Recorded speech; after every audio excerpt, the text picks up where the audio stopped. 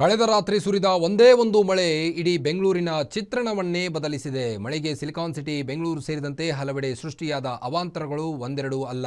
ತಗ್ಗು ಪ್ರದೇಶಗಳಿಗೆ ಮಳೆ ನೀರು ನುಗ್ಗಿ ಬಡಾವಣೆಗಳು ಜಲಾವೃತವಾಗಿದ್ದು ನಿವಾಸಿಗಳು ಜಲ ದಿಗ್ಬಂಧನದಲ್ಲಿ ಸಿಲುಕಿ ಪರದಾಡುವಂತಾಗಿದೆ. ಇನ್ನು ಮಳೆ ಏನೆಲ್ಲ ಅವಾಂತರ ಸೃಷ್ಟಿಯಾಗಿದೆ ಅಂತೀರಾ? ಈ ಸ್ಟೋರಿ ನೋಡಿ. ಮಹಾಮಳೆಗೆ ಫಿಯೋನಿಯರ್ ರೆಸಿಡೆನ್ಸಿ ಬಡಾವಣೆ ಜಲಾವೃತ. ರೆಸಿಡೆನ್ಸಿ ಲೇಔಟ್ಗೆ ಸಂಪರ್ಕ ಕಲ್ಪಿಸೋ ರಸ್ತೆ ಜಲಾವೃತ. ಜಲದಿಗ್ಬಂಧನದಿಂದ ಬಡಾವಣೆ ನಿವಾಸಿಗಳು ಹೈರಾಣು.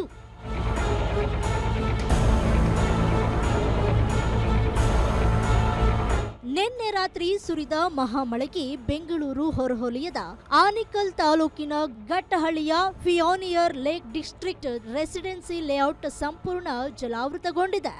ಸೂಕ್ತ ರಾಜಕಾಲುವೆ ಇಲ್ಲದೆ ಅವಾಂತರ ಸೃಷ್ಟಿಯಾಗಿದ್ದು, ಘಟ್ಟಹಳ್ಳಿಯಿಂದ ಹುಸ್ಕೂರು ಕೆರೆಗೆ ಸಂಪರ್ಕ ಕಲ್ಪಿಸುವ ರಾಜಕಾಲುವೆಯು ಕೆಲವು ಕಡೆ ಒತ್ತುವರಿಯಾಗಿದೆ. ಇನ್ನು ಕೆಲವೆಡೆ ಕಸ ಕಡ್ಡಿಗಳಿಂದ ಮುಚ್ಚಿ ಹೋಗಿದೆ. ಇದರಿಂದಾಗಿ ಕೆರೆಯಿಂದ ಕೆರೆಗೆ ಸಂಪರ್ಕ ರಾಜಕಾಲುವೆ ಬಂದ್ ಆಗಿದ್ದು, ಮಳೆ ನೀರು ಸರಾಗವಾಗಿ ಹರಿದು ಹೋಗದೆ ಲೇಔಟ್ನ ಎಲ್ಲ ರಸ್ತೆಗಳು ಜಲಾವೃತಗೊಂಡಿದೆ. ಅಲ್ಲಿನ ನಿವಾಸಿಗಳು ಜಲ ದಿಗ್ಬಂಧನದಲ್ಲಿ ಸಿಲುಕಿ ಮನೆಯಿಂದ ಹೊರಬರಲಾಗದೆ ಪರದಾಡುವ ಪರಿಸ್ಥಿತಿ ಎದುರಾಗಿದೆ. ಮಕ್ಕಳು ಸ್ಕೂಲ್ ಹೋಗೋಕ್ಕೆ ಆಗಲ್ಲ, ಬಸ್ ಬರೋಕ್ಕೆ ಆಗಲ್ಲ. ಏನು ಇಷ್ಟು ಚೆನ್ನಾಗಿರೋದು ಜಾಗಗೆ ನಾವು ಇರ್ತೀವಿ, ಇನ್ನೂ ಏನು ಫೆಸಿಲಿಟಿ ಇಲ್ಲ. ಇದು ತುಂಬ ಎಲ್ಲ ಪಕ್ಕದ ಅದರ್ಸ್ನು ಲೇಔಟ್ ಇದೆ, ಅವ್ರನ್ನೂ ಏನೂ ಹೆಲ್ಪ್ ಮಾಡಿಲ್ಲ.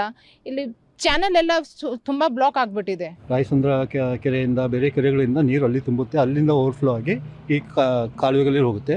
ಈ ಕಾಲುವೆಗಳು ಸರಿಯಾಗಿದ್ದದರಲ್ಲಿ ಅದರಿಂದ ಲೀಕೇಜ್ ಆಗಿ ನೀರು ಫ್ಲಡ್ಡಿಂಗ್ ಆಗುತ್ತೆ.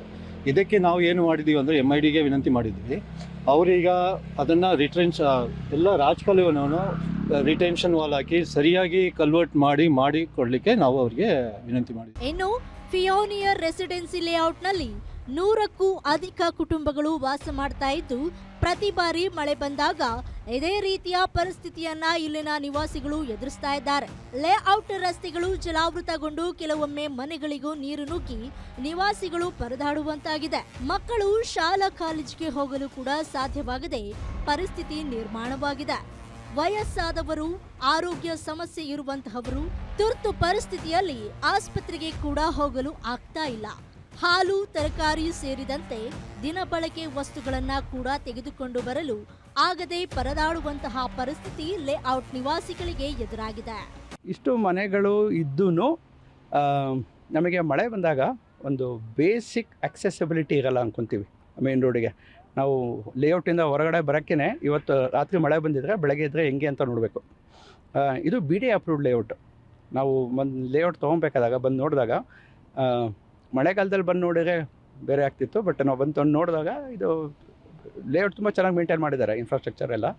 ಬಟ್ ಪ್ರಾಬ್ಲಮ್ ಏನು ಅಂತಂದರೆ, ಈಗ ಅಕ್ಕಪಕ್ಕದ್ದು ಕೆರೆಗಳು ಓವರ್ಫ್ಲೋ ಆಗಿ, ಆಮೇಲೆ ನಾಲಾಗಳನ್ನ ಕರೆಕ್ಟಾಗಿ ಕಲ್ವಟ್ಟು ನಮ್ಮ ಕೊಲಿಗೆ ಹೇಳ್ದಂಗೆ ಬಿಲ್ಡ್ ಮಾಡ್ದಲೆ ಕೆಲವು ಕಡೆ ನಾಲಾಗಳು ಬ್ಲಾಕ್ ಆಗುತ್ತೆ.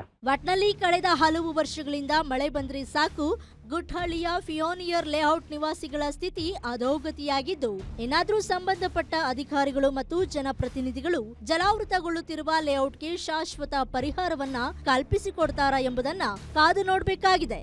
Ambareesh Thimmegowda, guarantee news, Anekal.